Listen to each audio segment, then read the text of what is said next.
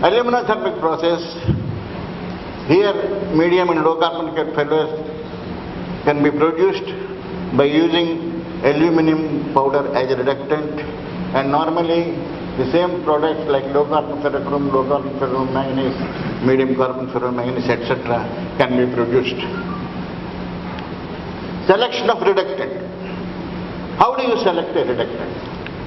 The following are the properties.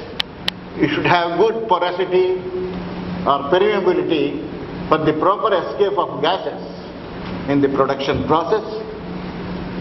Second one, it should have sufficient strength to withstand the weight of charge. Normally what happens if the reductant is friable, because of the charge weight, it gets crumbled inside the furnace.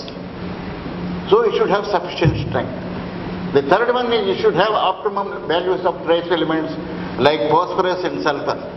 Depending on the type of alloy produced and grade of alloy produced, we choose reductants having different phosphorus and sulfur contents.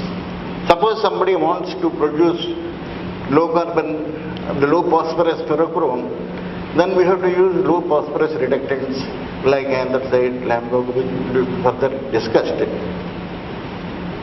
Then it should have better electrical resistivity for keeping proper charge resistance. Charge resistance is the most important property in electrode smelting, because the entire movement of electrodes, penetration or movement, depends on the charge resistance. So one has to be very careful in this.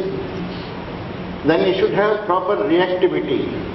That means how it reacts with the ore, type of ore. The reactivity of reductant is more important. The last one, of course, it should be cost effective. It should be economical to use this material. Now what are the normal reductants used in ferroalloys? Steam coal, low-ash metallurgical coke, petroleum coke, semi-anthracite, anthracite, charcoal and char. Char is a low temperature carbonation process where the coal is carbonized to 500 degrees centigrade. That is normally done in South Africa and Australia. History of reductants usage in India. In 1950-70, only pearl coke from steel plants was available, and it was being used mostly in manganese alloys operations. And 70 to 80, steel plant coke, LTC, LIGO, because ferrochrome production started from 1970, 69-70. So the question of LTC, that is low phosphorus, and LIGO, Lignite India Corporation, in those days we used to get those chips, we used to use. Then 80-90, with commissioning of 100% EOU plants in Orissa, producers started importing coke having low phosphorus for the export market. Continuity in the usage of pearl coke and coals in manganese operations continued, and we imported lamb coke from Japan and China, gas coke and semi coke from Indian steam coal from Orissa and West Bengal. In 2000, mostly lamb coke from China, Indian cokes and coals. Chinese coke availability was better, Japanese coke was not cost effective, prices have gone up.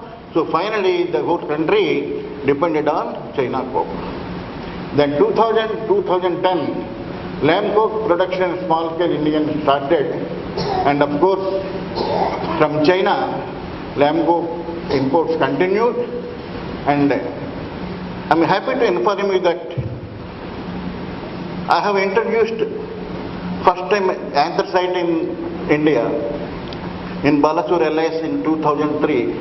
At that time coke supply was very difficult and it was very expensive, and we were not able to meet the demand. So after making a study, I could find this reductant in Vietnam. So we imported some anthracite in 2003 and we started using it. Was successful, and all the other industries started using this material. And 2010 to 2007, same there is no much change in this. What are the characteristics of each reductant?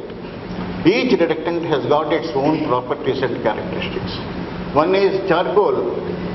It is the most reactive, soft, highly resistive, porous and reactive.